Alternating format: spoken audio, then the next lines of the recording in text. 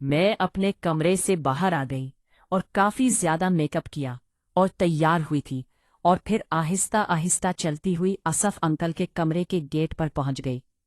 कान लगा के आवाज सुनी तो आवाज बिल्कुल भी नहीं आ रही थी। इसका मतलब ये था कि आज आसिफ अंकल के कमरे में कोई नहीं था। मैंने सुख का सांस भरा।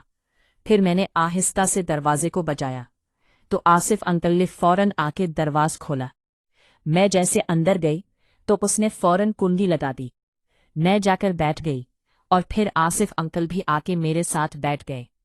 अब मैं चुपचाप बैठी थी तो आसिफ अंकल ने एक हाथ मेरे कांधे पर रखते हुए कहने लगे, हाँ सबा, और सुनाओ, आज तो खुश होना और मुझसे नाराज तो नहीं होना।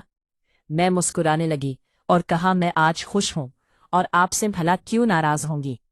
मैं तो उन्होंने कहा, पिछले 2 दिन से तुम जो दरवाजे पर आके वापस जाती रही हो, इसलिए पूछ रहा हूं।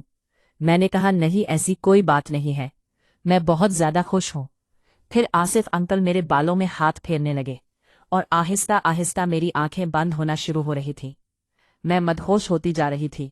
फिर असफ ने मेरा सब कुछ हटा दिया और फिर उसने भी अपना सब कुछ हटा दिया और फिर उसने गेम खेलना शुरू की। अब वो आराम आराम से गेम खेल रहा था और तरीके से खेल रहा था, क्योंकि वो था तो उसके खेल का माहिर खिलाड़ी। उसे पता था कि मैं कम सिन लड़की हूं, मेरे साथ किस तरह गेम खेलनी चाहिए।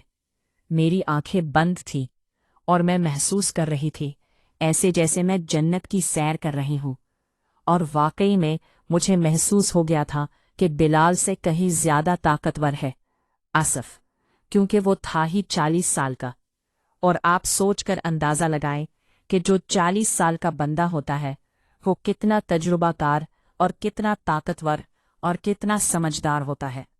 उसे हर वो तरीके पता होते हैं जिससे औरतें या लड़कियां मुतमईन होती हैं।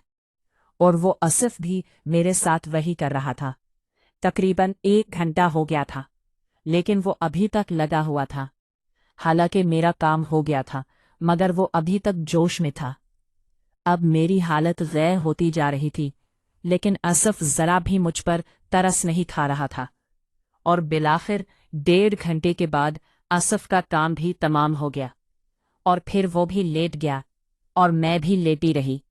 तकरीबन 30 मिनट के बाद असम मुझसे कहने लगा, सबा, अब बताएं कि आपको कैसा लगा। कहा, मुझे तो अल्फाज नहीं मिल रहे कि किन अल्फाजों में आपका शुक्रिया अदा करूं कि आपने मुझे इतना सुकून पहुंचाया। वाकई में बिलाल तो कुछ भी नहीं था, वो तो एक दरख्त के पत्ते की तरह था, और आप तो कोई 100 साल पुराना दरख्त जैसे होता है वैसे लग रहे हैं।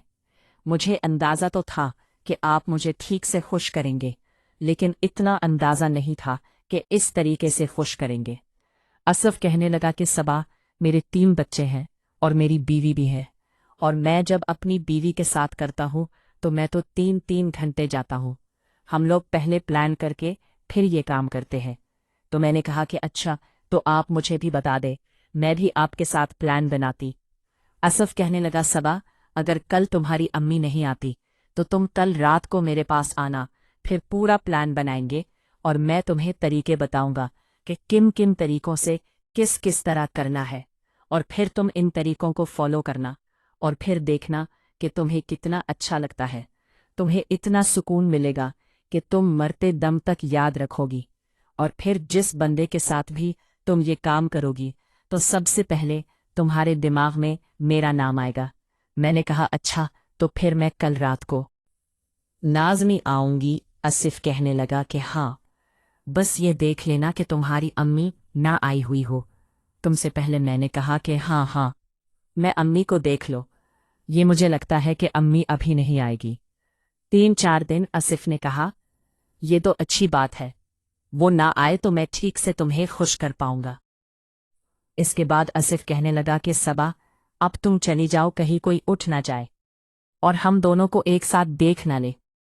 काफी देर हो गई है, अब तुम्हें अपने कमरे में चले जाना चाहिए। और फिर मैं उठकर अपने कमरे में आ गई।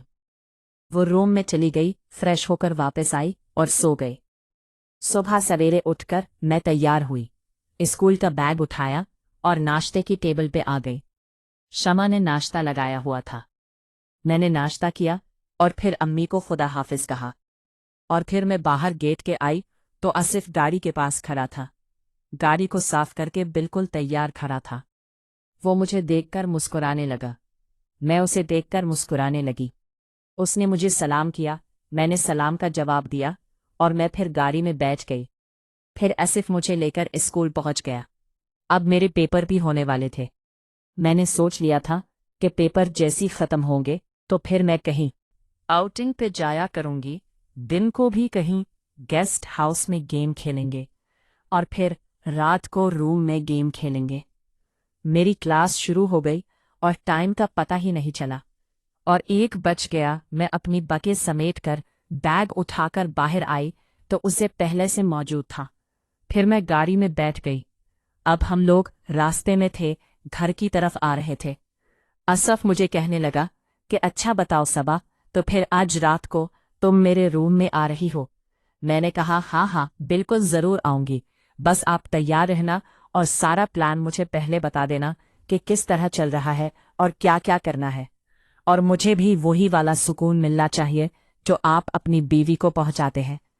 असफ कहने लगा कि तुम परेशान मत हो, तुम्हें इससे भी ज्यादा सुकून दूंगा।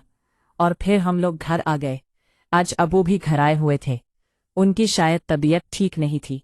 मैंने अम्मी से पूछा कि क्या हुआ, अबू आज इतनी जल्दी कैसे घर आ गए? तो अम्मी